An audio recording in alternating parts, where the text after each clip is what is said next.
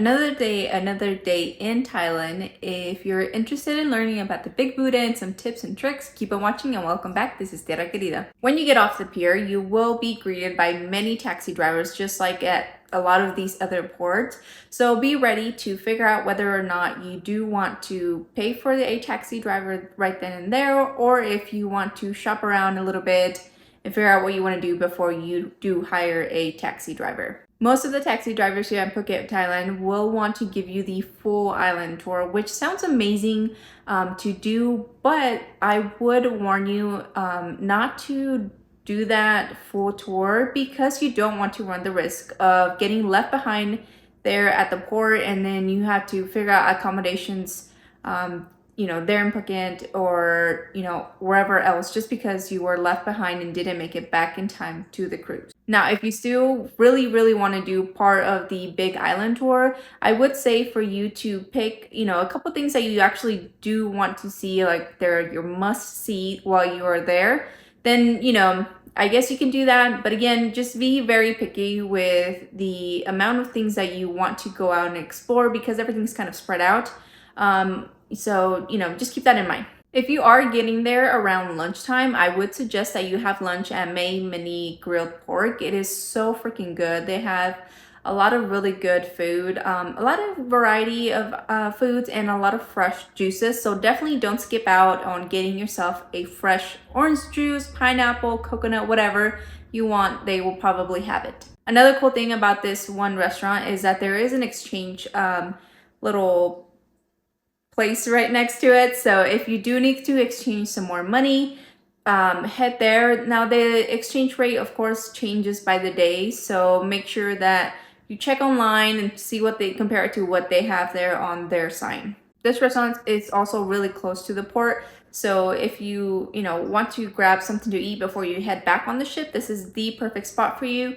That way you don't have to worry about, being rushed to eat to get back on the cruise. Now for this port, I would suggest that you hire a taxi driver just because from the port to get to the Big Buddha, it is going to be about a 40-minute drive. So you want to make sure that you get there and back within enough time and you're not freaking out trying to find a taxi driver or how to, get back to the port area. Another great thing about already having a taxi driver already hired is that will be able to get you there and back, because a lot of the taxi drivers that are there at the Big Buddha and our park, they're typically already hired. So, your luck might be kind of slim on finding a taxi driver that can take you back to the port area or wherever else you need to go. Another option for you to get to the Big Buddha is to get dropped off by one of the many ATV rentals.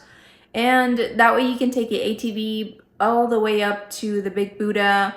Or another option is for you to hike up to the Big Buddha, but that one's going to take you the longest. It is about a 2.5 climb. So, I personally wouldn't want to do that because it is hot and, you want to be able to get there and back pretty quickly, especially if you want to do and explore other things and you only have a limited amount of time. One neat thing about the Big Buddha is that it is free to enter. So, you don't have to worry about that, but I would suggest that you bring small bills in case you want to buy a snack or water while you're up there, because the one convenience store that I went to couldn't take any large bills. And there was another couple who was trying to buy something to drink and they just didn't have any small bills. I ended up being able to exchange for a smaller bill with another couple that was there.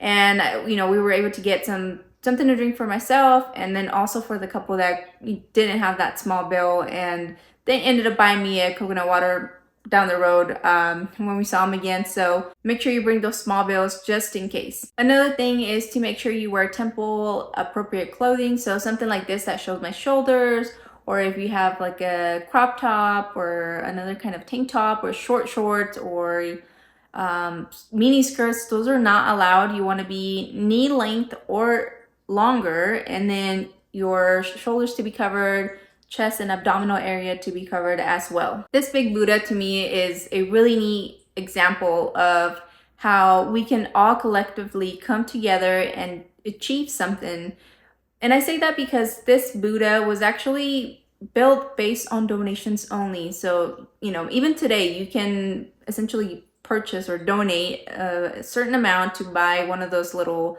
marble tiles, and that will help with any restorations, or if they need to do any kind of repairs or anything like that, you will have contributed towards that. This Buddha is actually 45 meters tall, so just think about yourself, do the math, and you'll come to realize that you're probably very small compared to this big Buddha. If you want, you can watch the sunrise from here. You just have to get there early. They do open at 6:30 a.m. And I think it would be worth it. I wish I could have done the sunrise, hours, because you can get a 360 view of the town or the island, and it's so beautiful, and you can really take in all of its nature and its beauty. As you walk around the temple area, you will find a green and red Buddha, and I will share with you what each color represents. The red Buddha is said to be a protective color, and it is also said that if you meditate on this red color,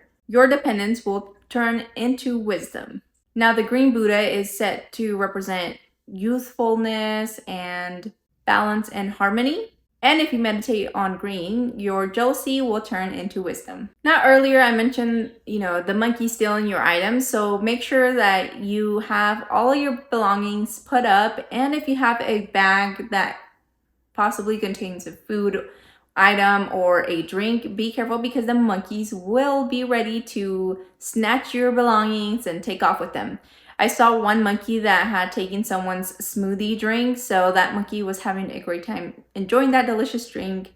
And they'll even take things from you, like your shades or bags or what have you, to try and negotiate for you to give them food. So be very, very cautious of these monkeys, because they are very mischievous. And there was a guy that had a slingshot in one of the more busy areas to try to keep the monkeys away. But they're fast and they move very quickly, so just be careful. All right, make sure you check out the rest of the cruise series. I have shared many videos. The last one that I shared was on Singapore and Universal Studios, so if you're interested, make sure you check that out. Otherwise, I'll see you on the next one. Bye!